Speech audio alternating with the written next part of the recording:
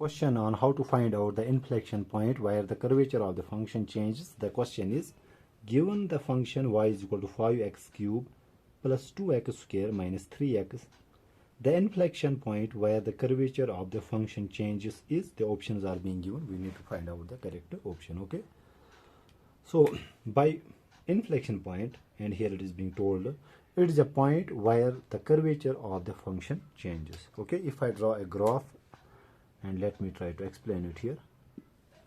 Let us say this is the x-axis and this is y-axis. If we have a function, let us say any function, let us say this function we have.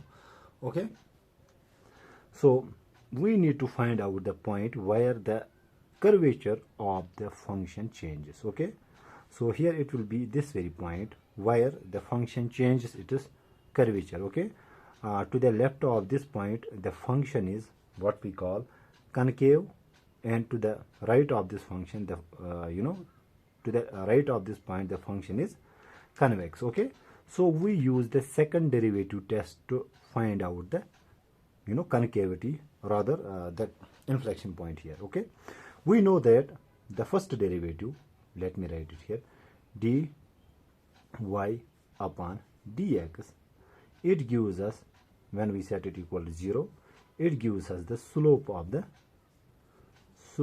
function. Okay, slope of function is equal to 0. Okay, so first derivative tells us the point where the slope of the function is equal to 0, and here you can see this point and this point, these are the points where the slope of the functions is equal to 0. Okay, so this is the first derivative. Now second derivative, d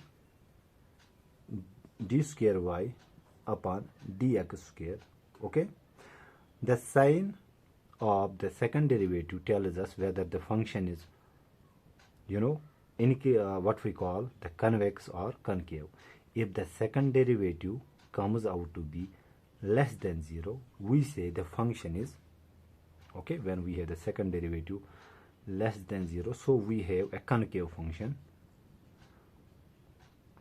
Okay, at this point the slope is 0, and to the right the function is downward sloping, so the second derivative is less than 0. And similarly, let me see if I can write it here, d square y upon dx square, if it is what we call greater than 0, then we say the function is convex. Okay, so to the left of this point here you can see the function is upward sloping, so the sign of the derivative, second derivative, gives us an idea about whether the function is convex or concave. Okay, now when the second derivative is equal to 0, it is a point where the function changes its curvature from concave to convex, or vice versa, or from convex to concave.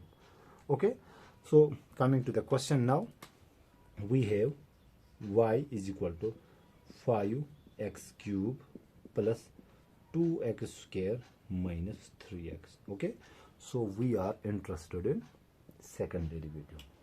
So first we said the first derivative equal to 0, that is dy upon dx. We set it equal to 0. Rather, we don't need to set it equal to 0. We simply need to find out the first derivative. Okay, so derivative of x cube is 3x square, so 3 into 5 is 15 x square, plus here 2 into 2 is 4x minus 3.